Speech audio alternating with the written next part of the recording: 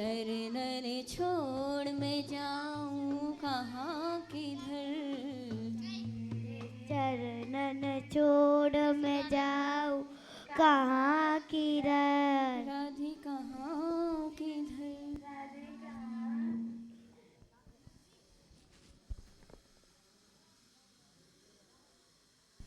श्री श्री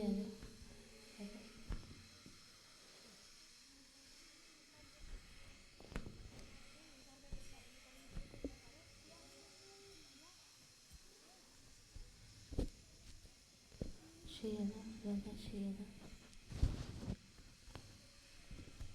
जय श्री राधे जय श्री राधे जय श्री राधे जय श्री राधे जय राधे श्री राधे जय राधे श्री राधे जय राधे श्री राधे जय राधे श्री राधे राधे राधे श्री राधे जय राधे राधे श्री राधे राधे राधे श्री राधे जय राधे राधे श्री राधे, जय राधे श्री राधे जय राधे श्री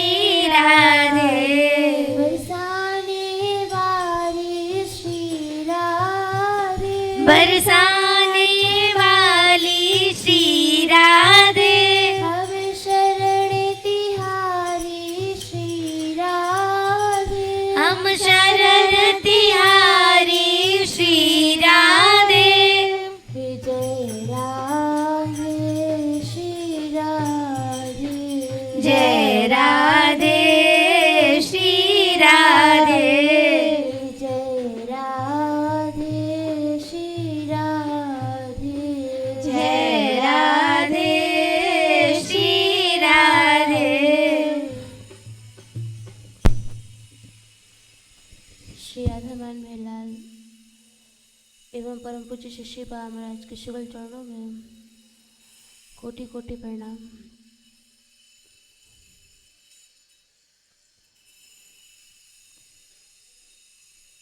ब्रज भूमि उपासक भट्ट सो, रची पची हरि एको कियो, गोप्य स्थल मथुरा मंडल, जिते बाराह बखाने, ते किए नारायण भट्ट प्रगट, प्रसिद्ध पृथ्वी में जाने, भक्ति सुधा को सिंधु सदा सतसंग समाजन, परम रसज्ञ अरण्य कृष्ण लीला को भाजन, ज्ञान स्मारत पक्ष को, नाहिन को खंडन वियो, ब्रज भूमि उपासक भट्ट सो, रचि पचि हरि एको कियो।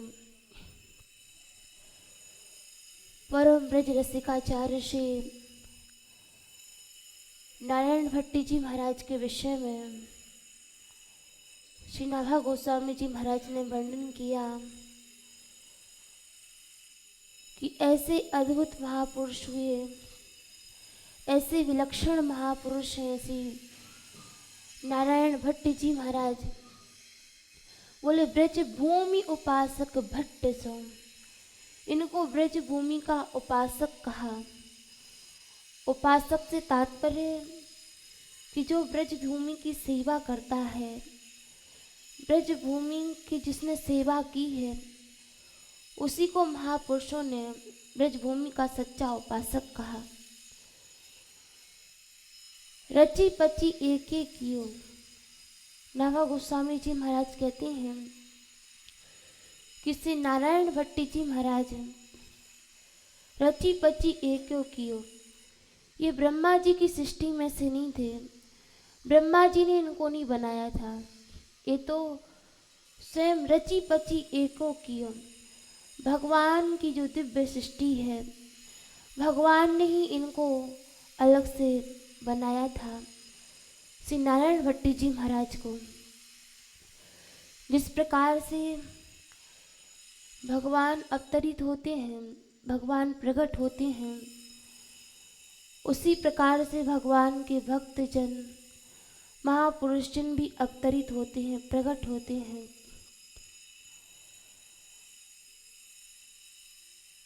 हम जैसे साधारण मनुष्य वे महापुरुष नहीं होते हैं। इसलिए गीता जी में भगवान ने कहा, जन्म कर्म चमे दिव्यम, मेरा जन्म मेरा कर्म ये सभी अत्यंत दिव्य हैं।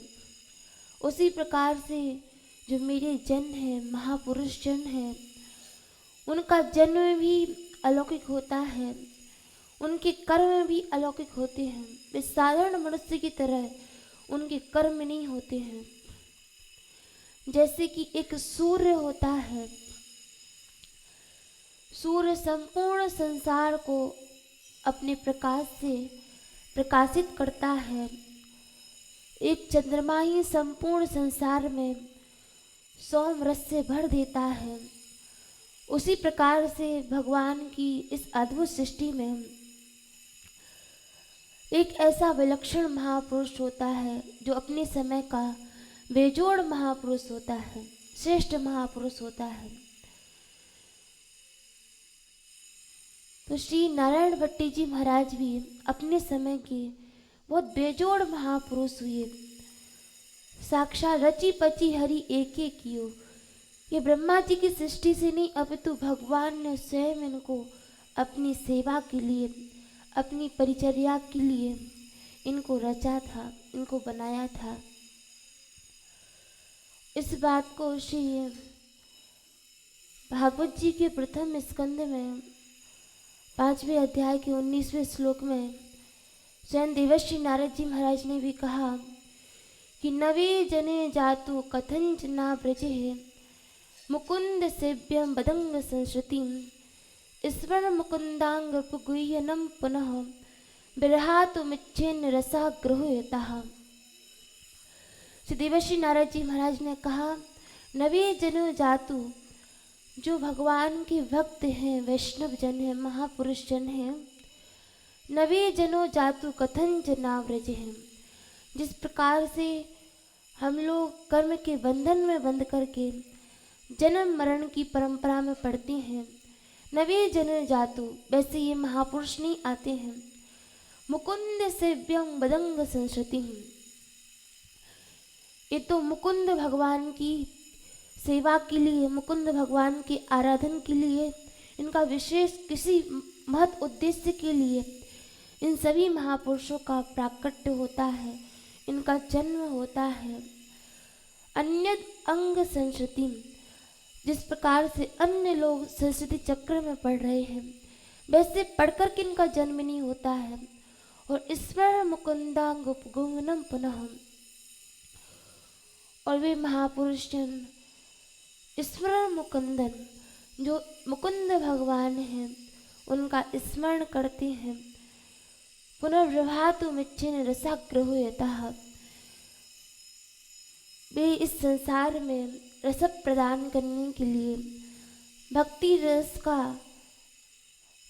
रस को प्रदान करने के लिए वे अवतरित होते, वे प्रकट होते हैं। स्वयं भगवान ही उनको विशेष किसी महत उद्देश्य के लिए भेजते हैं। तो ऐसे ही श्री नारायण भट्टी जी महाराज हुए, जो कि ब्रजभूमि उपासक रची पची एके हरि कियो। स्वयं भगवान ने इनकी रचना करके इनको भेजा है। गोप स्थल मथुरा मंडल जिते 12 वखाने, 12 पुराण में जितनी भी जो भूदेवी के द्वारा 12 प्रभु से पूछे गए दिव्य मथुरा मंडल के विषय में, जितनी भी गोप्य स्थल थे, जितनी भी गोपनीय स्थल थे, उन सभी गोप्य स्थल मथुरा मंडल। मथुरा मंडल से तात्पर्य कि इस ब्रज मंडल में, ब्रज 84 कोस में जितनी भी तीर्थ स्थल हैं, उन सभी तीर्थ स्थलों को नारायण भट्ट जी महाराज ने प्रकट किया है। ते किए नारायण भट्ट प्रकट प्रसिद्ध पृथ्वी में जाने। और केवल नारायण भट्टी जी का जो सुयश है, इस बात को केवल ब्रज वसुंधरा के लोग ही नहीं, अपितु पृथ्वी में जाने संपूर्ण पृथ्वी इस बात को जानती है। भक्ति सुधा को सिंधु सदा सत्संग समाजन।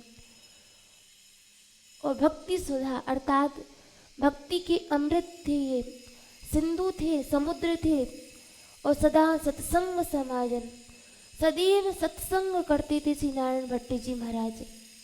और इनके पास अनेकानेक भक्तजन सत्संग सुनने के लिए आते थे, सत्संग करते थे।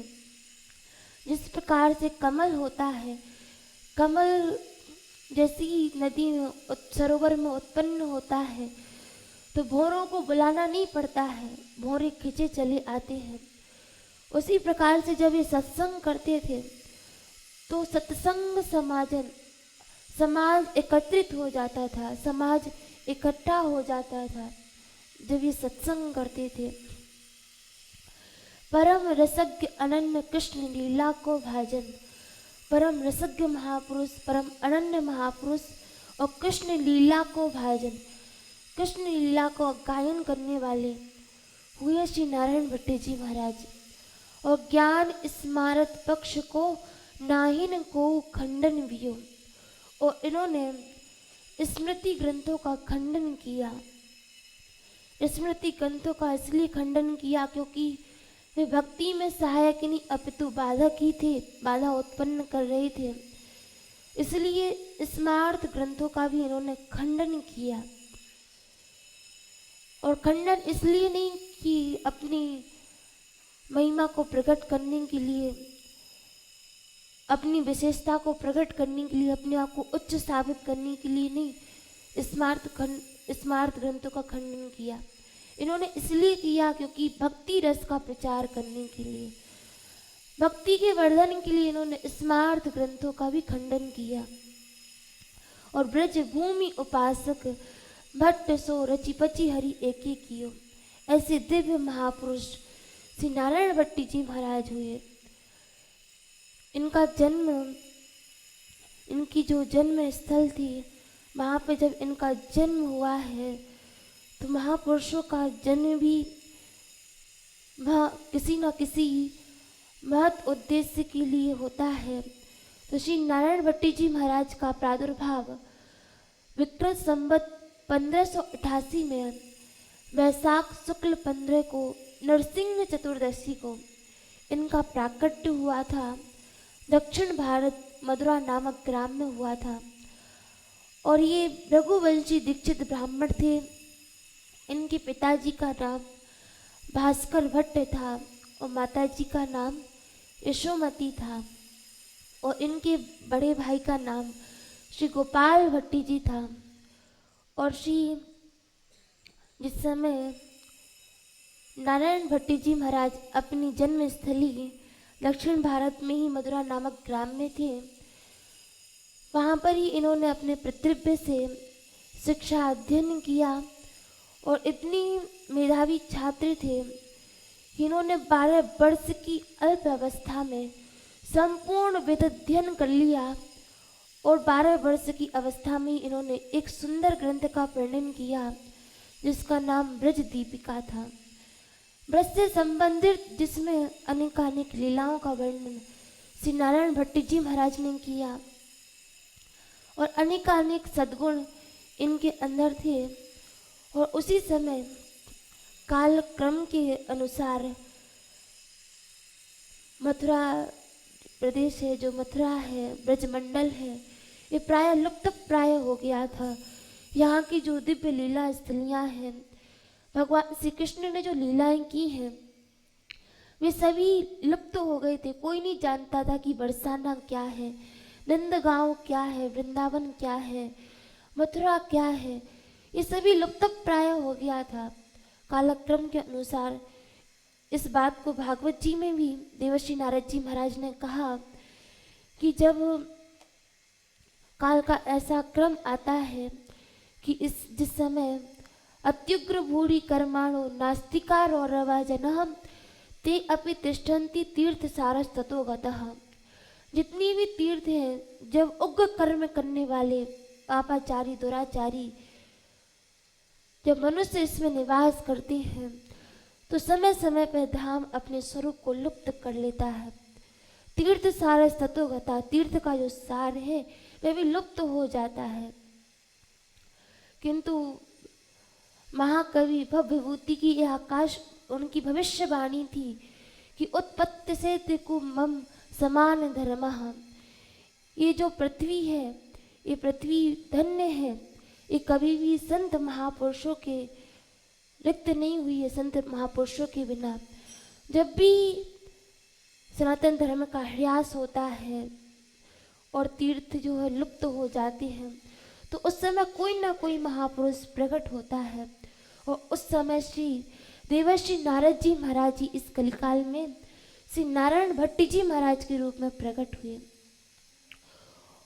और वहाँ पर प्रकट होकर के जिस समय ये अपनी जन्मभूमि में थे श्री नारायण भट्टी जी महाराज, तो उसी समय की बात है कि भट्ट श्री नारायण जो भये ब्रज परायण जाए, जाई ग्राम तहाँ व्रत करी ध्याए हैं। श्री नारायण भट्टी जी महाराज जिस समय अपने गांव में थे तो उसी समय भगवान का ऐसा आदेश हुआ कि तुम मथुरा मंडल में जाओ, ब्रज मंडल में जाओ और वहाँ पर जो तीर्थ लुप्त हो गए हैं उनका पुनः प्राकटीकरण करो, उनको पुनः प्राकट्य करो उनका। ये आदेश भगवान ने दिया। और श्री नारायण भट्टी जी महाराज ने कहा कि हम जाएंगे वहाँ पर, किंतु हमको ये कैसे ज्ञात होगा कि ये स्थली भगवान की उस लीला से है, यहाँ पर श्री ठाकुर जी ने यह लीला की है, यह कैसे जानेंगे।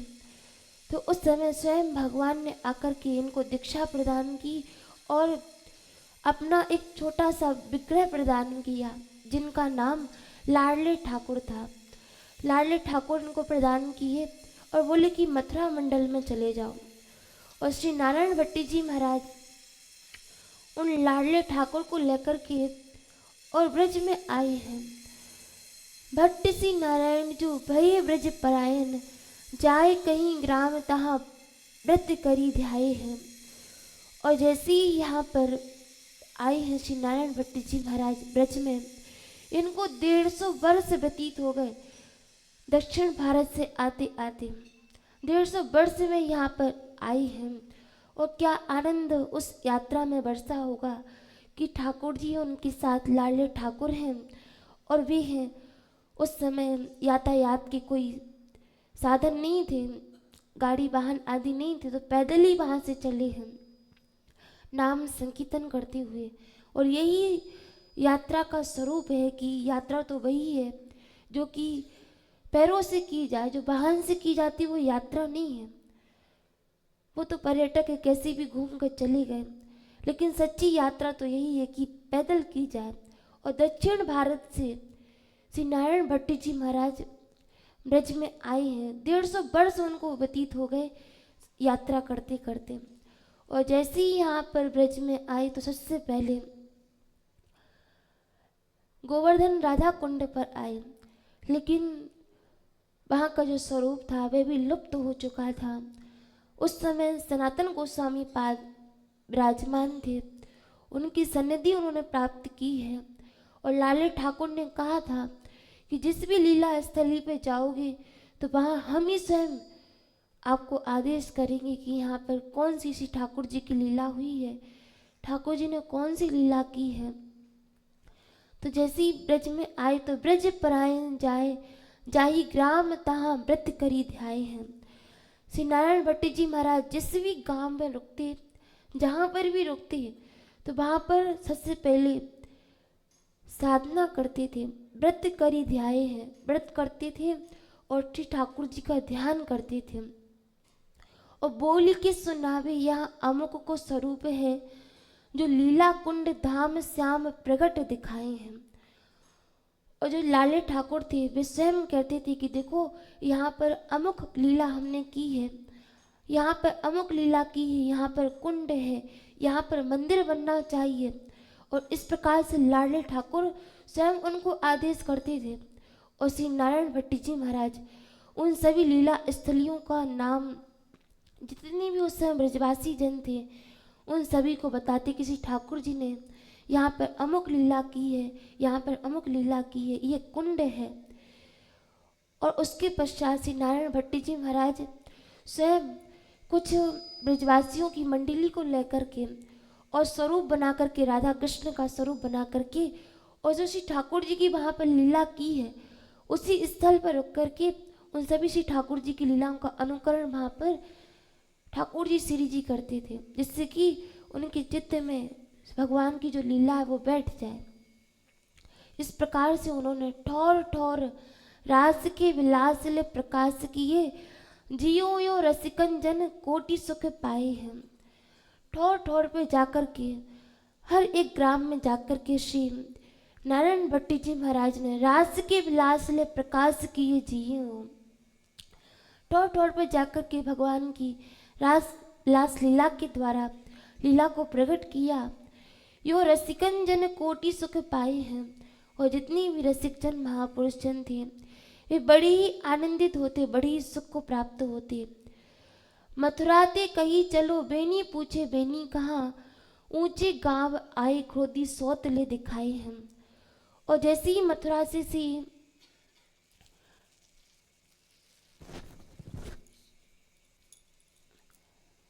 नारायण भट्टी जी महाराज यहाँ पास में इसी ऊंचा गांव है जो ललिता जी का स्थान है। अष्ट महासखियों में प्रमुख सखी श्री ललिता जी और श्री राधा रानी की अत्यंत प्रिय सखी हैं श्री ललिता जी। तो जैसे ही ऊंचे गांव में वहाँ पर श्री नारायण भट्टी जी महाराज आए हैं और सभी जितने भी लीला स्थल थे उन सभी का प्राकट्य किया है। तो वहाँ जैसे आए तो चलो बेनी पूछे बेनी कहाँ, ऊंचा गांव आए खोदी स्रोत ले दिखाए हैं।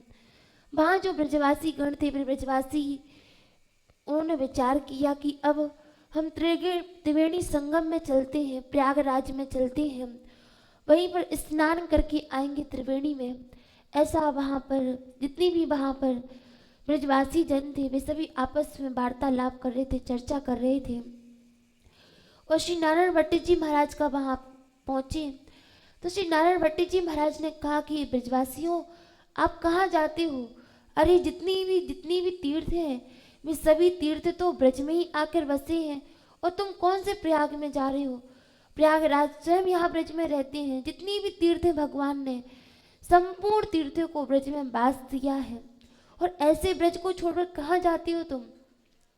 तो ब्रजवासियों ने पूछा, बेनी पूछे बेनी कहाँ? अरे कहते हो त्रिवेणी यहीं पर है। तो त्रिवेणी कूप कहाँ पर है यहाँ ब्रज में? तो बोले कि ये जो ऊंचा गांव है, ऊंचे गांव में ही त्रिवेणी कूप है।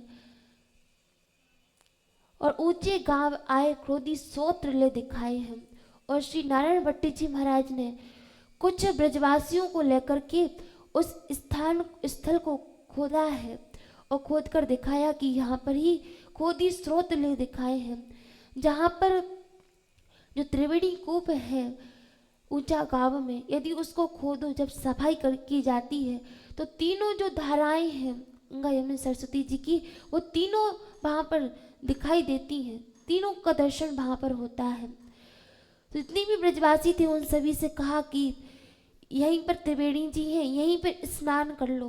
तो जितने ब्रजवासी थे बड़े प्रसन्न हुए कि श्री नारायण भट्टी जी महाराज आए हैं और हम प्रयागराज जाते कितने दिन लगते वहाँ पर, और नारायण भट्टी जी महाराज ने तो हमको यहीं पर त्रिवेणी स्नान करा दिया। और जितनी भी ब्रजवासी थे बड़े प्रसन्न होकर के, मुदित होकर के उन सभी ने स्नान वहाँ पर किया। स्नान करने के पश्चात ब्रजवासी कोई भी ब्रजवासी प्रयागराज तीर्थ में नहीं गए। तो इस कर्म से, इस बात से जो प्रयागराज थे वे रुष्ट हो गए श्री नारायण भट्टी जी महाराज से, और वे ही यहाँ पर ब्राह्मण का वेश धारण करके प्रयागराज आए हैं। और जैसे ही प्रयागराज आए तो उन्होंने कहा कि नारायण भट्टी जी तुम्हारे कारण जितने भी ब्रजवासी थे प्रयागराज में जा रहे थे, जानती नहीं हूँ हम जितनी भी तीर्थ हैं उन सभी के राजा हैं, हमको राजा स्वयं भगवान ने बनाया है, और तुम ब्रजवासियों को इनकार कर रहे हो कि कहीं त्रिवेणी में जाने की आवश्यकता नहीं है। यदि इस प्रकार से हमारे तीर्थ में प्रयागराज में कोई आएगा नहीं तो हमारी तो महत्ता ही कम हो जाएगी। जब इस प्रकार से कहा तो श्री नारायण भट्टी जी महाराज ने कहा कि भैया जो सच बात है कि त्रिवेणी जी को तो स्वयं भगवान ने ब्रज में ही उनको स्थान दिया है। जिस समय ब्रज में अरिष्ट नाम का जो असुर था, जो सांड के रूप में आया था, तो उसने जैसे ही यहाँ पर आया है ब्रज में, तो जितनी भी राधा कुंड पर गोवर्धन में अरिष्ट नाम का जो असुर था वह आया, तो जितनी भी बछड़े थे, गाय थे, वे सभी उसके अत्याचार से उसको देख करके भयभीत हो गए। सभी अपने बंधन खोल खोल करके भागने लग गए। अब जैसी जितनी भी गाय बछड़े थे वे सभी भाग रहे थे, तो उसी समय भगवान श्री कृष्ण पहुँचे हैं और भगवान श्री कृष्ण ने उस अष्टासुर नामक दैत्य का वध कर दिया। जैसी दैत्य का वध किया भगवान ने, तो जितनी भी ब्रजवासी गण थे, जितनी भी गाय बछड़े थे, वे सभी असुर के भय से तो मुक्त हो गए, किंतु ब्रजवासियों की जो गोनिष्ठा थी, ब्रजवासी बोले कि अरे कृष्ण, तुमने गो हत्या की है, तुमको गो हत्या का पाप लग गया है। श्री कृष्ण बोले कि अरे कैसे गो हत्या का पाप लगा, हमने तो असुर को मारा है। तो बोले कि भले ही तुमने असुर को मारा है, किंतु असुर के रूप में वह कोई सांड का रूप बना करके आया था और तुमने उसकी हत्या की, इसलिए तुमको गो हत्या लग गई है और हम तुमको अपनी जाति से, अपने परिकर से बहिष्कृत करते हैं, तुमको बाहर निकालते हैं। जैसे ये कहा तो श्री कृष्ण ने कहा कि देखो, हमने तो तुम्हारे लिए ही इस सांड का, इस अष्टासुर का वध किया है और मेरा बहिष्कार मत करो, इसका कुछ प्रायश्चित तो होगा, प्रायश्चित बताओ। तो ब्रजवासी बोले कि इसका प्रायश्चित यही है कि देखो, तीर्थों में जाकर के स्नान करके आओ, सभी तीर्थों में भ्रमण करके आओ। जैसे श्री कृष्ण से कहा तो श्री कृष्ण ने कहा कि ठीक है, जैसे मैं पवित्र होऊंगा वैसी कार्य करता हूँ। और ठाकुर जी ने वहीं पर जितने भी तीर्थ हैं उन सभी तीर्थों का आवाहन किया है, सभी तीर्थों को बुलाया और सभी तीर्थ जब आए हैं तो श्री कृष्ण ने कहा कि सभी तीर्थ तो आ गए हैं, किंतु हम स्नान भी कर लेंगे इसमें, किंतु तुम कहोगे कि तुमने स्नान ही नहीं किया, कैसे पवित्र माने जाओगे। इसलिए हमने जितनी भी तीर्थ हैं उन सभी तीर्थों को यहीं ब्रज में बुला लिया है और जितनी भी तीर्थ है वे सभी तीर्थ मिलकर के एक एक करके जितनी भी ब्रजवासी गण हैं उन सभी को अपना परिचय देंगे। तो वहाँ पर जितनी भी तीर्थों को भगवान ने आवाहन किया है, जितनी भी तीर्थों को बुलाया है, तो श्री भागवत जी की टीका जो विश्वनाथ चक्रवर्ती जी महाराज हुए हैं, भागवत जी की टीका में उन्होंने वर्णन किया कि वहाँ पर जितने भी तीर्थ आए ब्रज में उन सभी तीर्थों ने अपना परिचय दिया ब्रजवासियों को। वे तीर्थ बोले कि प्रोचो कृतांजलि पुटा लवणा सिंधु अस्मि क्षीराब्धि अस्मि चुणुता दीर्घ तदास्मि श्रोणो अपि सिंधु अस्मि भवामि तत्रापर्णी पुष्कर अहम च सरस्वतीं च गोदावरीरपि सुता सरयू प्रयोगे रेवास्मि पस्य जलम कुरुत प्रतीतम। इस प्रकार से जितनी भी तीर्थ आए थे वे सभी तीर्थ अपना परिचय कराने लगे कि मैं लावण्य सागर हूँ, मैं क्षीर सागर हूँ, मैं सोम नदी हूँ, मैं ताम्रपर्णा नदी हूँ, मैं पुष्कर तीर्थ हूँ, मैं सरस्वती नदी हूँ, मैं गोदावरी हूँ, मैं यमुना हूँ, मैं अयोध्या सरयू हूँ, मैं प्रयागराज की संगम स्थली हूँ और मैं रेवा नदी हूँ। इस प्रकार से जितनी भी तीर्थों का आवाहन भगवान ने वहाँ पर किया है तो सभी ने अपना परिचय प्रदान किया और सभी ने परिचय प्रदान करके और भगवान ने कहा कि इनको किस जगह स्थापित करें इन सभी तीर्थों को। तो भगवान ने वहाँ पर गोवर्धन में श्याम कुंड बनाया। अपनी एड़ी के प्रहार करने से वहाँ पर एक कुंड बन गया जिसका नाम श्याम कुंड है और उसमें संपूर्ण जितने भी तीर्थ हैं उन संपूर्ण तीर्थों को निवास प्रदान किया। संपूर्ण तीर्थ श्याम कुंड में निवास करते हैं। संपूर्ण तीर्थ उसमें विराजमान हो गए और उसके पश्चात भगवान ने उसमें स्नान किया। अब स्नान कर लिया भगवान ने। स्नान करने के पश्चात वहाँ पर जितनी भी गोपियाँ थीं वे सभी गोपियों ने श्री कृष्ण से कहा कि तुमने स्नान तो कर लिया और स्नान करने के पश्चात इसमें तुम्हारी जो ब्रह्म हत्या थी वह ब्रह्म हत्या है इसमें। तो श्री कृष्ण ने कहा कि देखो ब्रजवासियों, यहाँ पे जितनी भी तीर्थ हैं वे सभी तीर्थ यहाँ पर आ गए हैं, अब तुम इसमें स्नान कर लो। ब्रजवासियों ने कहा, गोपियाँ बोली कि अरे कृष्ण, हम ऐसी थोड़ी स्नान कर लेंगे, इसमें तो तुमने जो ब्रह्म हत्या का पाप है वो ब्रह्म हत्या का पाप इसमें डाल दिया है, हम इसमें स्नान नहीं करेंगे। तो फिर श्री जी भी वहाँ पर विराजमान थी। श्री जी से प्रार्थना की है, किशोरी जी आप भी हमारे स्नान के लिए दिव्य कुंड की स्थापना करो, दिव्य कुंड हमारे स्नान के लिए अलग से बनाओ।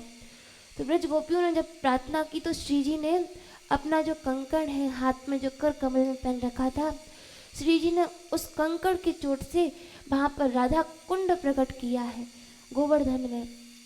और जैसे ही कुंड प्रकट हो गया तो श्री किशोरी जी वहाँ पर जल कैसे लेकर के आए, कौन सा जल लेकर के आए, तो वहाँ पर लिखते हैं विश्वनाथ चक्रवर्ती पाद कि दिव्यम सराह प्रकटितम घटिका द्वेन तावीर विलोक सरसम स्मृति स्म कृष्ण।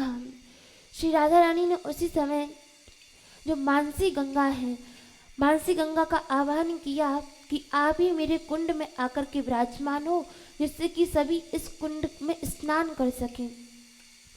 तो श्री किशोरी जी जिस समय आह्वान कर रही थी तो उसी समय जितनी भी तीर्थगण आए थे वे सभी तीर्थ आए और तीर्थों ने श्री राधा रानी से प्रार्थना की है, किशोरी जी श्याम सुंदर ने तो हमें स्वीकार किया ही और श्याम सुंदर ने कृतार्थ किया हमें, तो आप भी हमें स्वीकार कर लो तो हम भी धन्य हो जाएंगे।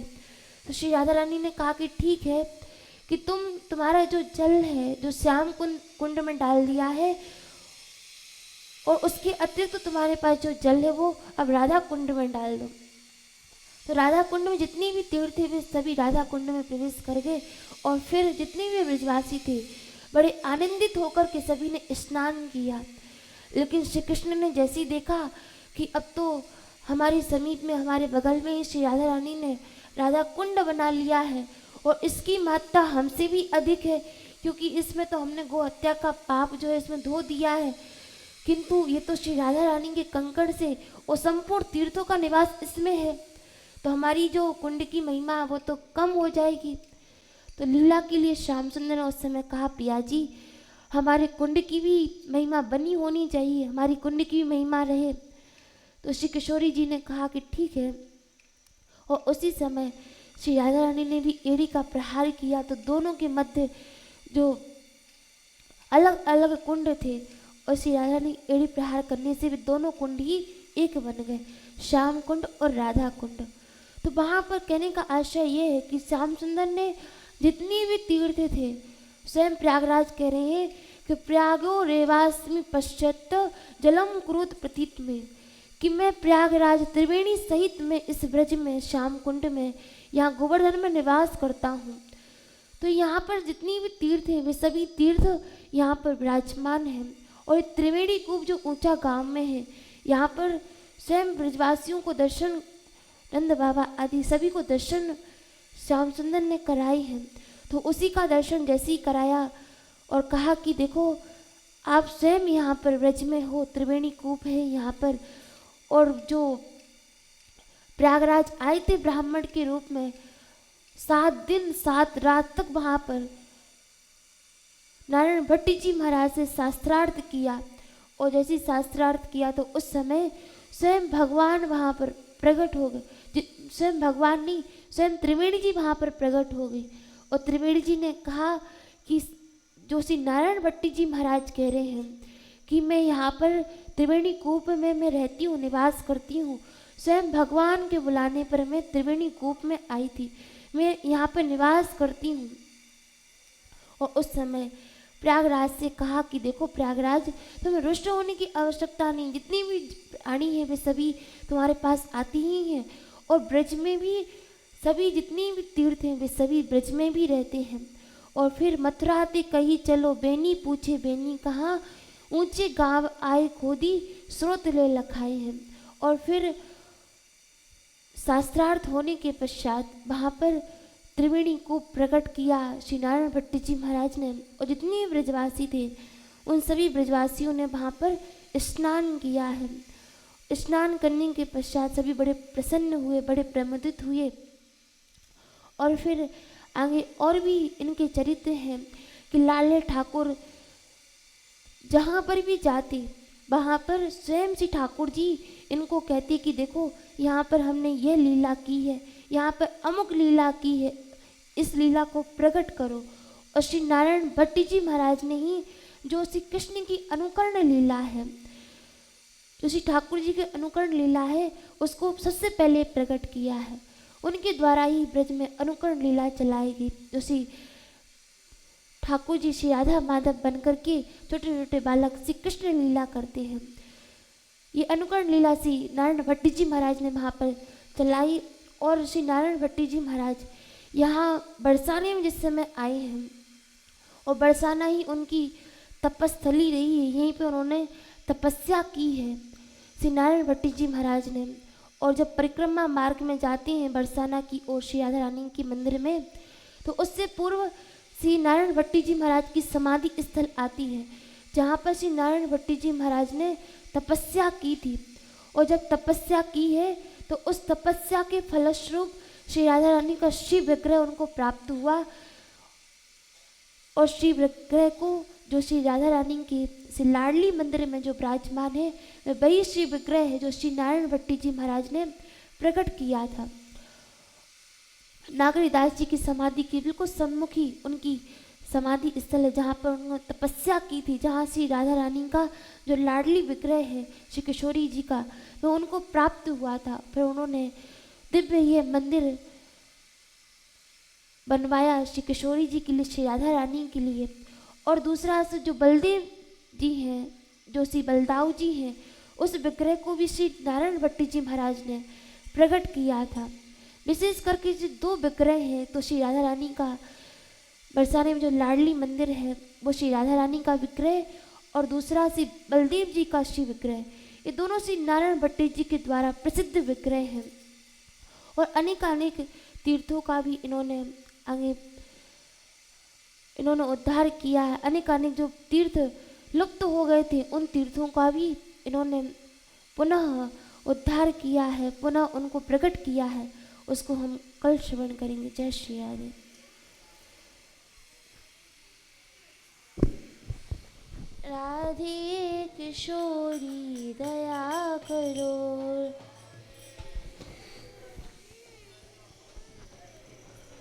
हमसे दीन न कोई जग में,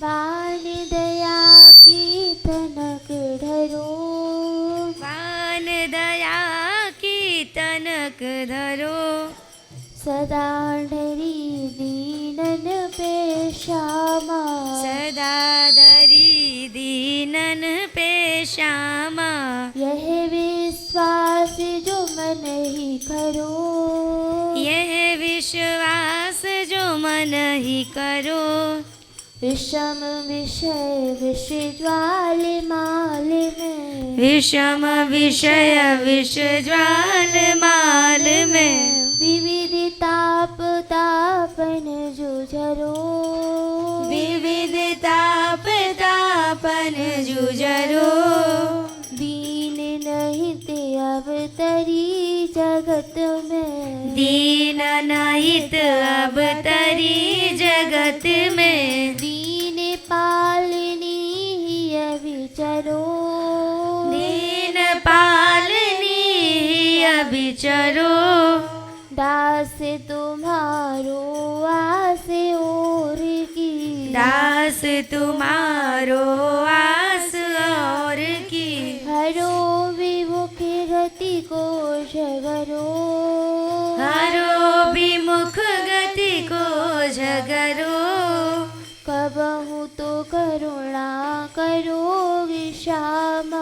कबहू तो करुणा करोगे श्यामा। यही आस तेरे द्वार परो, यही आस तेरे द्वार पड़ो, यही आस बरसाने परो, यही आस बरसाने पड़ो। राधे किशोरी दया करो, राधे किशोरी दया करो। राधे कृष्णा कृष्णा कृष्णा राधे राधे, राधे कृष्णा कृष्णा कृष्णा राधे राधे। राधे श्याम श्याम श्याम राधे राधे, राधे श्याम श्याम श्याम राधे राधे।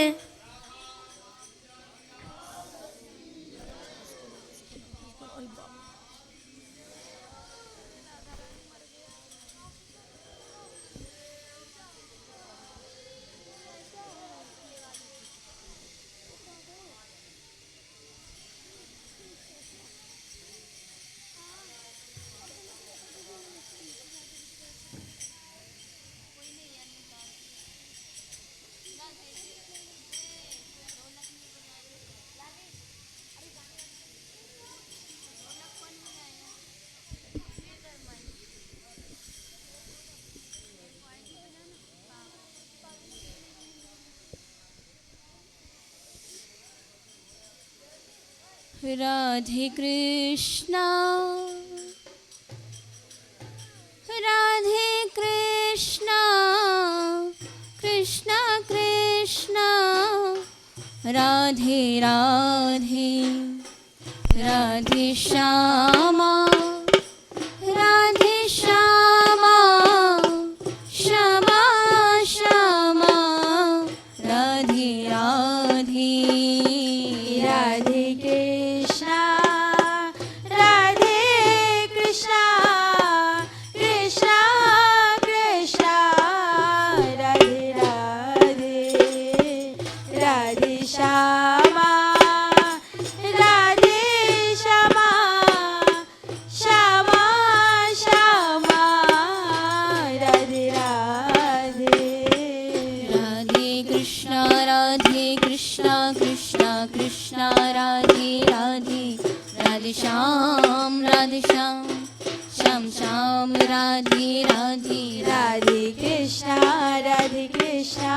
कृष्णा कृष्णा राधे राधे राधे श्याम श्याम श्याम राधे राधे राधे कृष्णा कृष्णा कृष्णा राधे राधे राधे श्याम श्याम श्याम राधे राधे राधे कृष्णा कृष्णा कृष्णा राधे राधे राधे श्याम श्याम श्याम राधे राधे राधे कृष्णा कृष्णा कृष्णा राधे राधे राधे श्याम श्याम श्याम राधे राधे राधे कृष्णा कृष्णा कृष्णा राधे राधे राधे श्याम श्याम श्याम राधे राधे राधे कृष्णा कृष्णा राधे राधे राधे श्याम श्याम श्याम राधे राधे राधे कृष्णा कृष्णा राधे राधे राधे